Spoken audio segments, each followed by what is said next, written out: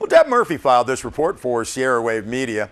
Despite a strong showing to let Mono County's cannabis business moratorium die December 2nd, the Mono County Board of Supervisors approved a year's extension at last Tuesday supervisors meeting. Now, the logic, the moratorium can be lifted at any time, but the county wants to make sure they get this whole pot thing right. Now, the county followed the town of Mammoth Lake's moratorium extension to September 6th, and both followed Inyo's moratorium vote earlier this month. Now, the legal logic for Inyo's action was to prevent businesses operating on a state license in essence being grandfathered in when Inyo County finalized its own county-specific regulations. Now, both Mono and Mammoth have yet to pass a tax on commercial operations. Now, according to Mono County Supervisor Stacy Corliss, the board is considering a November 2018 ballot tax measure. Now, the state of California has issued emergency regulations in effect for the next 120 days, and plans are still a go for state licensing by January 1st. Now, during the Mono County Supervisor's public comment period last Tuesday, Eric Edgerton suggested a variation on the state's interim regulations in the form of a provisional permit. Now, this would allow businesses to get in on the queue and start the process of getting insurance and security systems. Edgerton said there's nothing to gain by a delay. Now, considering most of Mono County's abbreviated growing season, potential cultivators were concerned an extended moratorium could virtually eliminate a 2018 crop. Also, another suggestion, decouple retail businesses from distribution and cultivation operations. Mono Supervisor John Peters asked staff to look into that concept. Now, the supervisors stuck to their extension. Peters says to do this right takes time. We've taken the approach to do something.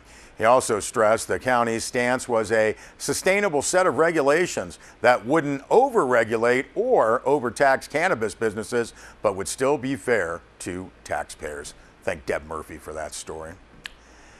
Well, crews working for the United States Geological Survey Research Drilling Unit, they were anticipated to begin working today on a groundwater monitoring well in the northwest portion of the Mammoth Mountain RV Park in Mammoth Lakes.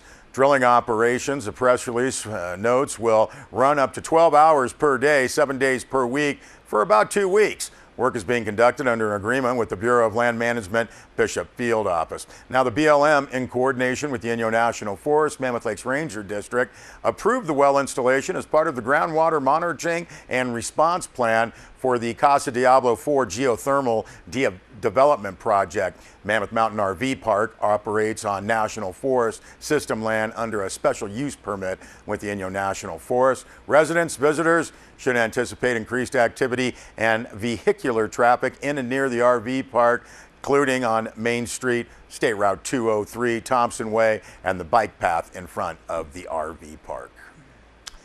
And from the Northern Inyo Healthcare District, press release notes with a continued focus on improving patient service and access, Northern Inyo Healthcare District's Rural Health Clinic quietly launched a new same-day care program last August. Now, going into its third month of operation, the program, press release says, is now gaining momentum. Why the quiet launch? Well, the press release says, to be honest, staff and leadership were a bit hesitant, as the Northern Inyo Healthcare District had tried offering this type of service in the past and encountered staffing and scheduling problems. Now, said Kevin Flanagan, MD, MBA, the Chief Executive Officer of the Northern Inyo Healthcare District, we never want to let our patients down, so this time we waded into the service waters and waited to see if we earn the right to swim. Now, relying on word of mouth and grassroots marketing, the same-day care schedule began to fill up within a few weeks and looks to have a robust following. So what is same-day care? Physician assistant Jenny Figueroa says we've all been there. It's Friday evening and you're looking forward to finally relaxing after a long week. And as you are chomping your zucchini for dinner, the knife slips and you cut your finger. I believe that would be chopping. So your doctor's office is closed and you don't really feel like waiting in the emergency part of the department. Where do you go? same-day care.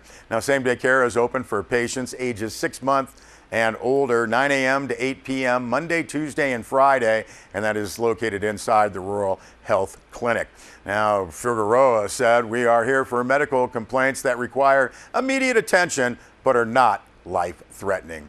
Typical same-day care cases may include coughs, colds, influenza, sprains or strains, allergies, pink eye, ear or throat pain, or mild asthma attacks. More severe issues like chest pain, head injuries, or shortness of breath would require a visit to the emergency room." Now, more routine things such as an annual wellness exam, medical refills, or specialty referrals require a visit to your primary care provider. If you would like to schedule an appointment, get more information, and contact the Rural Health Clinic at 760-873-2849. Ask for a same-day appointment.